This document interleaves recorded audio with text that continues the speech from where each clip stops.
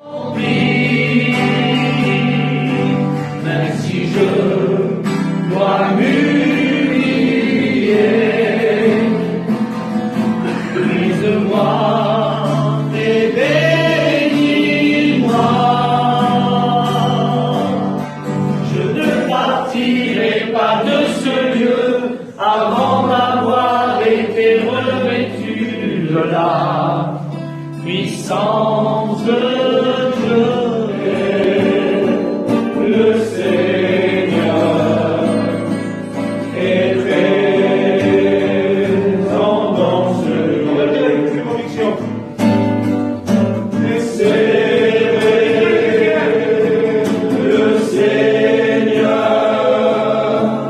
est présent dans ce lieu.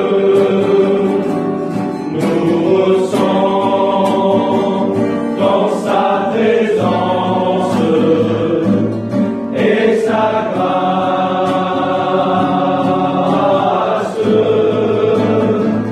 Et joyons-nous au sang des anges. Quand l'Église était en prière, quand des chrétiens se sont mis ensemble dans une maison, dans un lieu, quand des chrétiens ont commencé à louer Dieu dans les cieux, et vous savez ce que dit la Bible? C'est Jésus qui a dit ces mots-là. Il a dit: tout ce que vous demanderez à mon Père en mon nom, il vous l'accordera.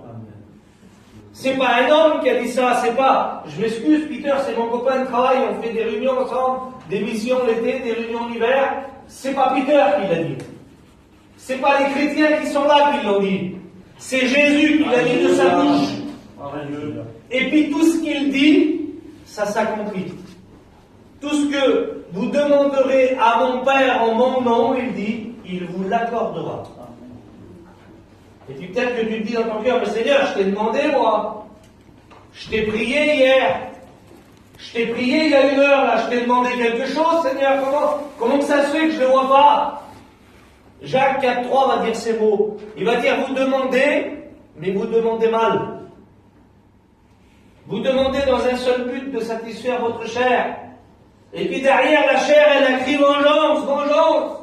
Je veux aller plus loin, moi, non. Jésus, lui, dans son cœur, lui te dit qu'il peut t'aider.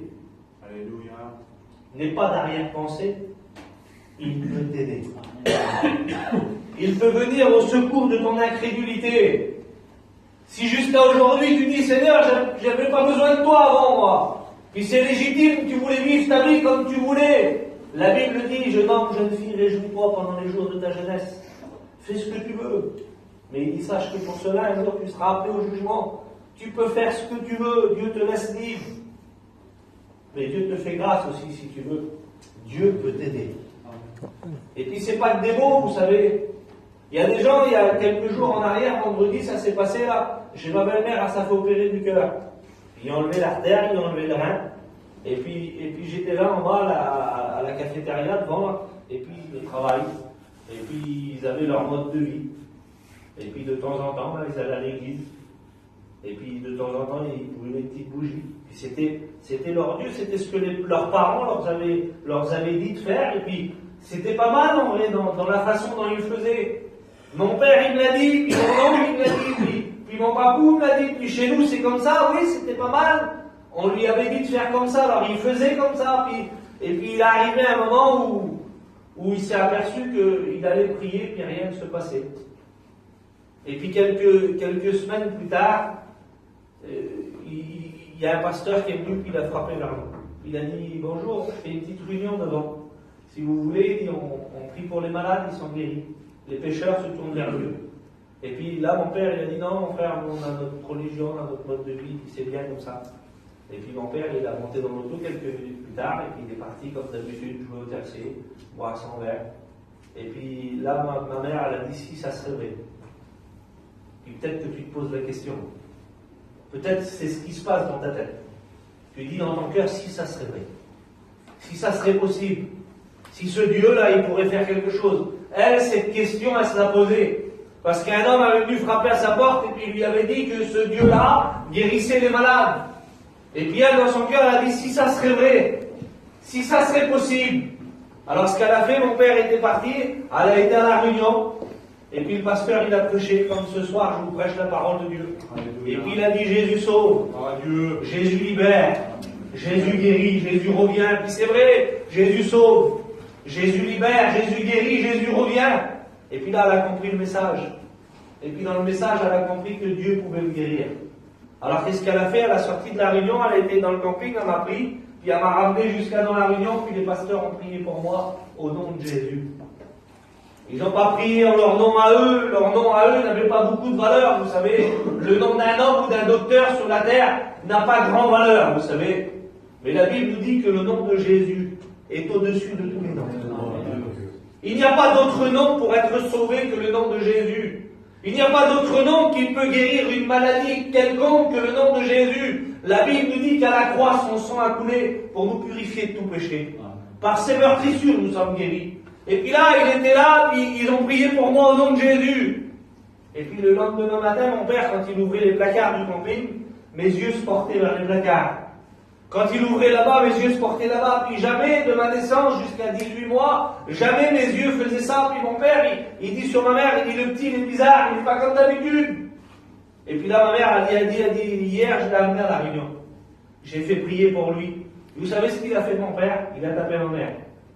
Parce que il avait sa coutume, sa religion, son mode de vie, ses idées à lui. Puis ils m'ont amené à l'hôpital. Et puis moi, je suis né avec une malformation des tympans, il me manquait quelque chose dans l'oreille. Et j'ai jamais eu d'opération, j'ai aucune cicatrice, j'ai aucun appareil. Quand les docteurs ont fait l'échographie des oreilles, ils ont dit, monsieur, on ne comprend rien. Ici, il n'y a rien, et ici, il y a quelque chose. Il dit, ici, il manque quelque chose dans son oreille, il dit, ici, il y a tout. Jésus m'avait guéri.